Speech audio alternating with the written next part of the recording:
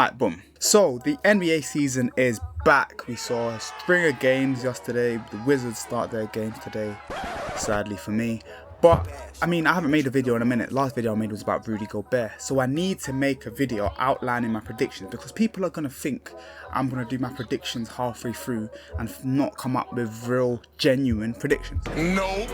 So I thought, let me go into it. I'm a busy guy, but I'm consistent now because the season started. I stay up to watch these games. Like tonight, Boston Celtics, Wizards, we will be there. We'll be there.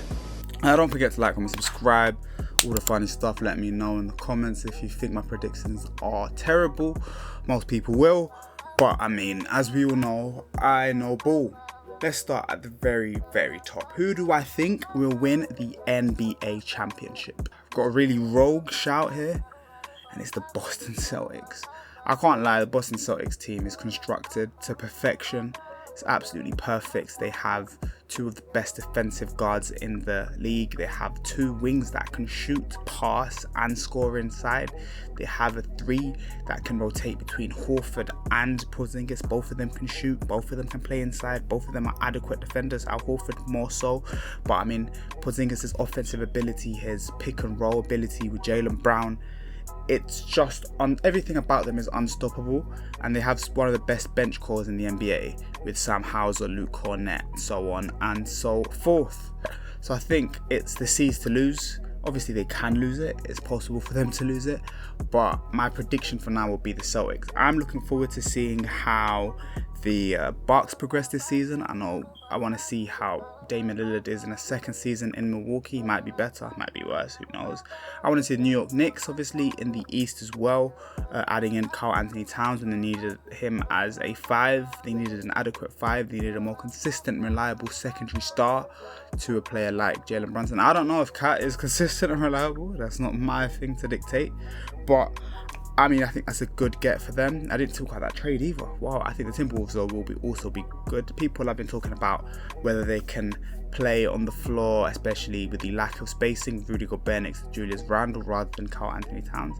And I tell you what, Julius Randle played next to Mitchell Robinson. And if there's one person who's offensively worse as a center than Rudy Gobert, it will be Mitchell Robinson. There's a lot of teams. I mean, the OKC Thunder could put up a fight this year. I've really liked the Warriors in preseason. I can't lie to you, I've liked the Warriors in preseason quite a bit. Nuggets, obviously, you can never count out the 3-time MVP Jokic, but I mean, for me, I've got to go with the Celtics. Shout out the Grizzlies as well. Ja's back. Great first game as well, Ja, I will say.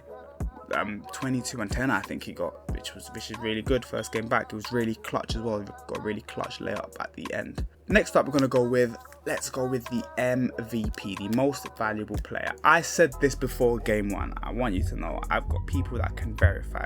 Jason Tatum is my MVP, and I know that's crazy. I know everyone's consensus MVP is Shai Gilgeous-Alexander. They're saying the OKC are going to be a great regular season team. He's the leader of that team. You can't stop him from getting 32 points per game or 31 points per game. But I think Jason Tatum's going to take a huge jump offensively. I think the talk has been annoying him, and I think he's going to get an attitude we didn't necessarily see from him. There's less pressure on him as well because he's already won a chip now, and I think he's just going to shoot his own shot, play the basketball. I think Jaylen Brown's not going to force anything either. I mean, the Celtics aren't going to force anything ever, and people always say they're too well-rounded for Jason Tatum to win MVP, but I think he was pretty good he's been pretty good last 2 seasons. I think they're going to be the best team in the NBA, and if he keeps his efficiency high, if he passes the ball a lot more, which we're going to see him do, I think, and he's a great rebounder as well, why can't Jason Tatum be the most valuable player of the league? I don't see a reason why not. I think you're going to have Luka up there like he is every year. I think it's quite sad that Luka still hasn't won an MVP. I said Luka could have been the MVP last year. I think my final pick was Luka. Like in the last couple of weeks, I said Luka was MVP. But I mean, he's going to consistently beat all NBA first team, one of the best players in the league. I think Jokic will be up there. Steph might as well, because he's going to have a bigger role. I know he has the biggest role in the Warriors, but he's going to have a passing role as well as a shooting role. And obviously with the decline of Draymond Green, it's going to take a second for the secondary stars to come in and try to fulfill Clay's output. you speak about output. I don't know if he has any output really, but it might take him a second to get used to being that secondary player, Brandon Pajimski or Jonathan Kuminga, who knows. But I think Steph might be up there as well. But for my pick for MVP is Jason Tatum. Now we move on to, let's go DPOY. My defensive player of the year will be Bam Adebayo. Now I know people say it's Wemby. The majority of the league thinks it's going to be Victor Wembanyama. They all think Victor Wembanyama. I mean, Victor Wembanyama, he has the assets to do it, obviously, and he was second in DPOY last year. And the narratives have ruined Rudy Gobert. They ruined him. But if we're talking a versatile defender, it's Bam. The most versatile defender in the league is Bam. I mean, you can put OG Anunoby up there, maybe. You could put Giannis up there, maybe. But there's nobody that can guard the perimeter as effectively as they guard the paint like Bam Adebayo does. He's truly one of the quickest foot speed I've seen for a 5 in the league. And yeah, I think he's my DPOY. I think the odds are pretty good. So if you're a betting man, I'm not necessarily a betting man. If you are a betting man, then I would bet on Bam Adebayo for DPOY. This isn't betting advice. I just want a disclaimer.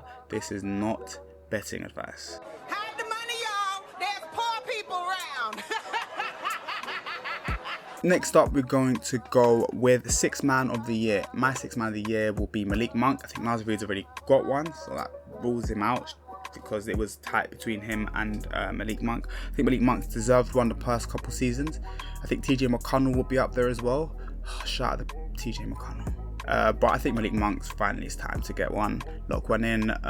Yeah, there's gonna be a lot of offense in the Sacramento Kings starting 5, but in terms of their bench unit, there might not necessarily be as much offense produced, so he's going to have to pick up that load as he does every single year.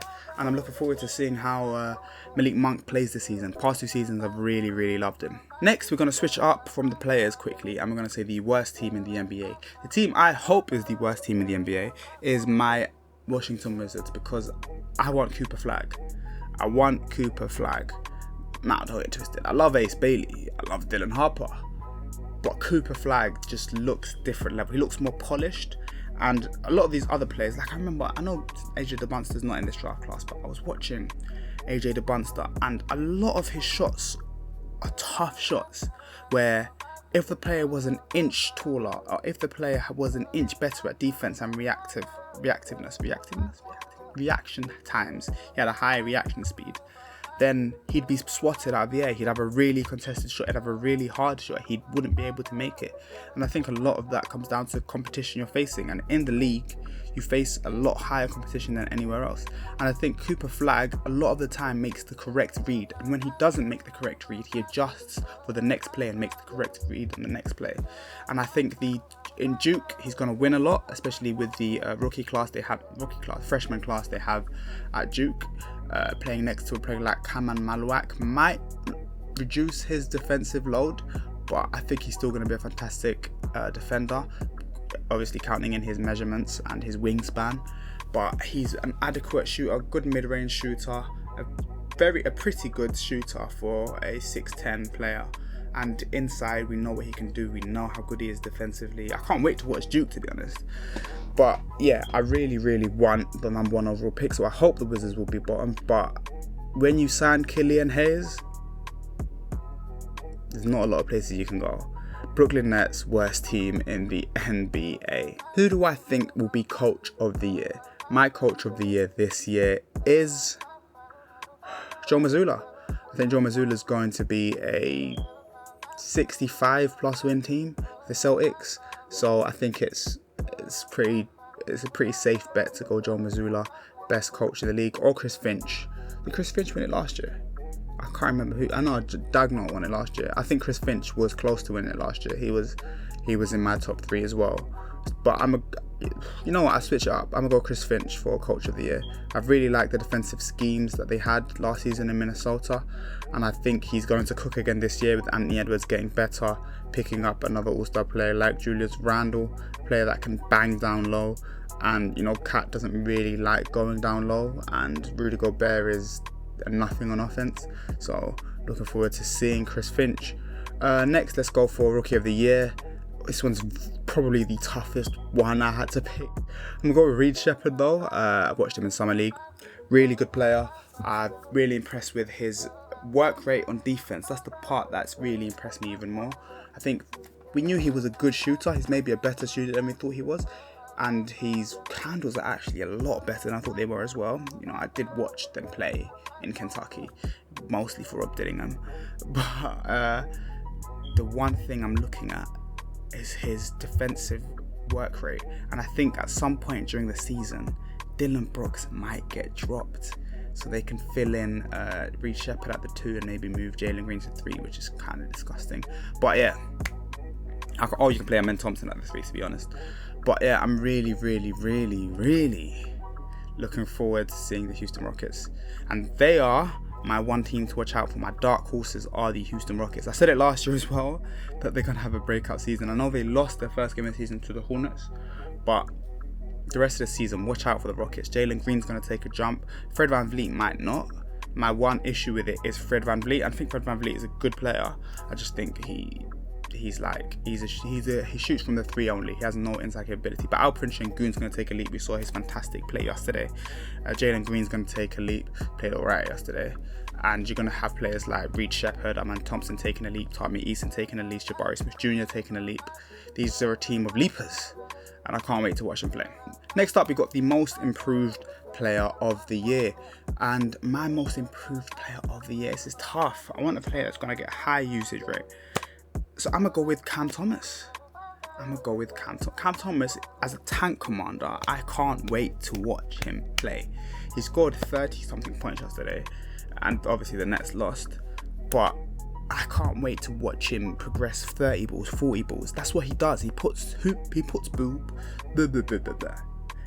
ball in hoop. That is exactly what he does. And he has no pressure this season, especially with the Nets having their own pick. They don't mind being bad. And before I finish it off with a clutch player of the year, and Luka Curry's already won it. Luka Doncic is my clutch player of the year this season. He's a clutch player, and it's a random guess, I guess. So let me know what you think about my predictions. The sun is shining in my face, clearly. Hopefully I make more videos. This isn't my once a month video. You're going to see a video in a couple weeks. I actually have a video about the Washington Wizards, how much I hate them. But stay tuned for that. Like, comment, subscribe, and I'll see you, man, in a bit. Boom.